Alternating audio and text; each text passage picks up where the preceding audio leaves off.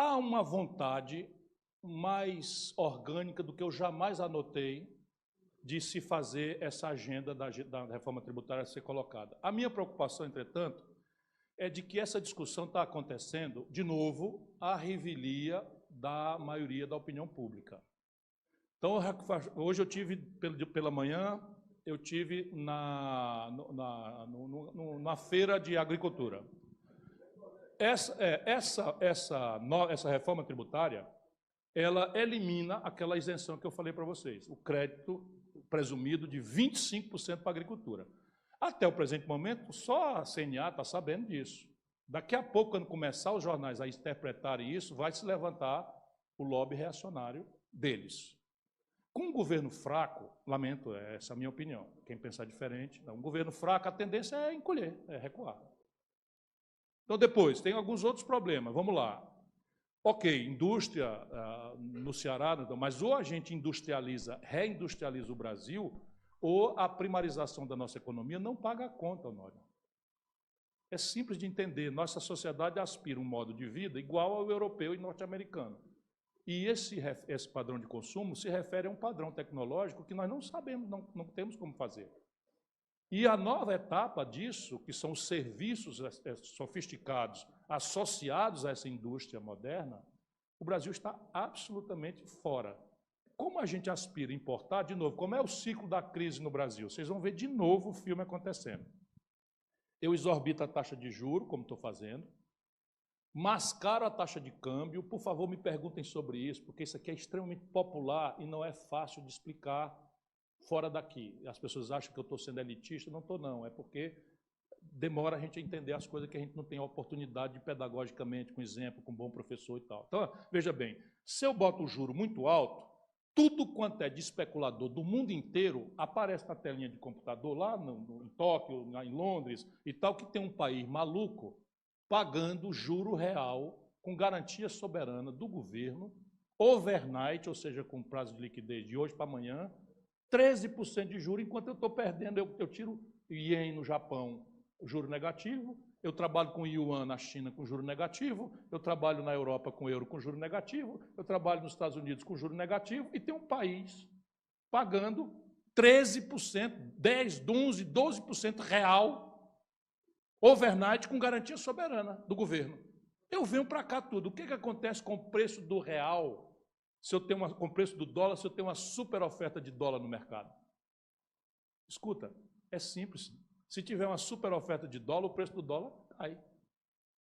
A apreciação do real brasileiro, 4,80, que eles estão comemorando, não é consequência de uma melhora extraordinária no balanço de pagamentos do país. Não é, não. Não é, não. É consequência de um volume monstruoso do que eles chamam de trade... Como é o nome, Maurinho? Carry trade. Eles chamam carry trade. O que é carry trade? Eu pego o dinheiro emprestado a 0 ou a negativo no Japão e boto em real a 10, a 13. Então, eu inundo o mercado de câmbio de dólar, a moeda dólar perde o valor. O que acontece com o exportador? O exportador começa a não ter capacidade de competir mais. E eu vou destruindo a nossa indústria. O que acontece com o consumidor? Tem a sensação falsa de que melhorou de renda. E vai ao consumo do produto industrial que eu não produzo. Aí eu abro um buraco na conta do Brasil com estrangeiro e manufaturados, que quando o país cresce 2, vira 130 bilhões de dólares de buraco. Quando o agronegócio e a mineração com os preços estão bem, essa conta é mascarada e eu vou para o ano que vem.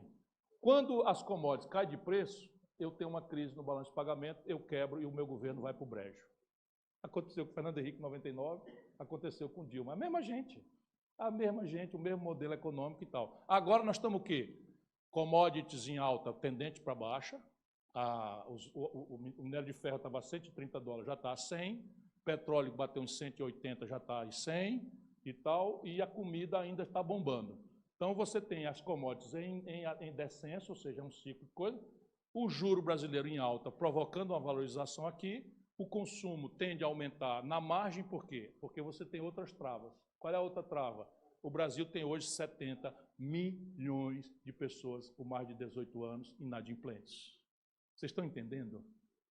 Se nós calcularmos uma população de 200 milhões de habitantes, tirarmos as populações acima de 18 anos, eu estou falando de 80% do povo está humilhado no Serviço de Proteção ao Crédito, SPC Serasa. Então, eu tenho uma trava para a expansão do consumo, que agora deriva do hiperendividamento. Por que o hiperendividamento? Porque o brasileiro é caloteiro? Não. Eu pago por um cartão de crédito Visa, American Express ou Mastercard 17% de juros ao ano na sua praça matriz nos Estados Unidos. Aqui os canalhas têm coragem de me cobrar 630% ao ano. Porque o meu governo está a serviço do oligopólio financeiro que manda no Brasil. Vocês pensam que é teoria o que eu estou falando? Estou falando concretamente. 630% é o que os canalhas do Visa, American Express cobram do usuário do cartão de crédito na rotativo no Brasil. Lá nos Estados Unidos, na matriz dele, cobram 17%. Então, reforma tributária. Maurinho. Outros fatores para olhar. Então, eu estava falando da indústria e fiz uma digressão. Toda a lógica de incentivo fiscal, Cavalcante, que nós montamos no Ceará, era uma rendição à evidência de que o Brasil não tem projeto nacional e resolveu desconsiderar nossa justa pretensão de nos desenvolvermos, ao Nordeste, especialmente, onde eu servi com mais disciplina. Então, o que é que nós fizemos? Nós pegamos uma deformação do sistema tributário, que é o crédito na origem. Vocês sabem como é que funciona o ICMS. Eu pego uma televisão que é feita em São Paulo, ligo ela lá no Pereiro, o ICMS, uma parte importante dele, volta para São Paulo. Isso é crédito na origem. E o IVA, que está em andamento, que é o correto, que é a boa prática, que é a melhor literatura, cobra no destino. Mas a lógica no Brasil, da ditadura, que a Constituinte, por influência de São Paulo, adotou. Por quê? Porque São Paulo, Rio de Janeiro, Minas Gerais e Rio Grande do Sul têm 80% da produção industrial do Brasil. O crédito é na origem. Eu monto aqui no Ceará uma estrutura de incentivo que tem por premissa o crédito na origem. E eu trago, então, uma poderosa indústria calçadista. O Ceará virou o maior exportador de calçados populares do Brasil. O que é que eles vêm fazer aqui, Pio Rodrigues? Um abraço grande. O que é que eles vêm fazer aqui? A matéria-prima não é daqui. A matéria-prima da indústria não é daqui. O mercado, vocês têm ideia, o Ceará está produzindo só na Grendene 400 milhões de pares de calçado por ano. O Ceará tem 10 milhões de habitantes. Então, vocês têm ideia, o mercado também não é aqui. Se essa mercadoria passeia na matéria-prima e passeia no output da venda, eu tenho um custo adicional do cara ter locado aqui. Eu tenho que indenizar esse custo. Qual é que é o que eu tinha? Eu tinha o crédito na origem. Essa reforma acaba.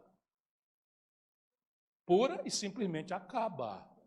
Na finança pública, por isso o governador do Estado pode estar pouco atencioso a isso, na finança pública, se for cobrado no destino, como o Ceará é um Estado liquidamente importador, por debilidade econômica, vai ganhar dinheiro.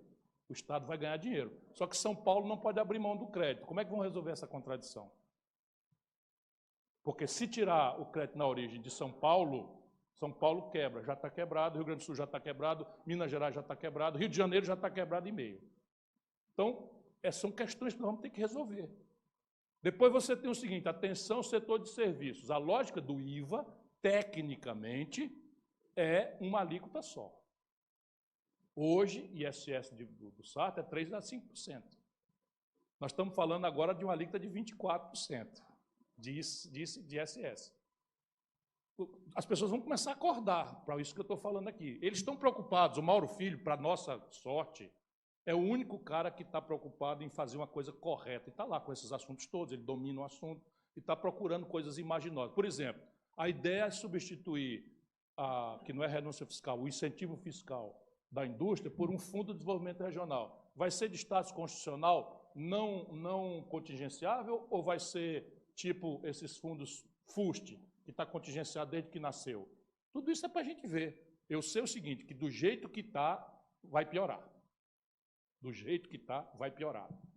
E olha que eu tenho livros defendendo o conceito que está aí. Mas o conceito qual era? Um IVA federal. Qual é a deformação brasileira? É que nós mentimos para o povo que nós fizemos uma reforma da Previdência, conservamos o modelo de Previdência. Olha o desastre desse país. Conservamos um modelo de Previdência insustentável, que é o modelo de repartição. Só tem 3 países dos 63 que nós estudamos, Maurinho me ajudou também nisso, que mantém o sistema de repartição. Brasil, Venezuela e Argentina. Olha a companhia. Com todo respeito, olha a companhia onde nós estamos no sistema previdenciário. E mentiram para o povo, quebrando um contrato. Por quê? Porque o sistema de repartição depende de duas pernas que sumiram da realidade humana mundial e brasileira. Primeiro, demografia jovem. O que é a previdência e repartição? É eu hoje trabalho e contribuo na crença de que o que vem atrás de mim, quando trabalhar, vai pagar meu aposento.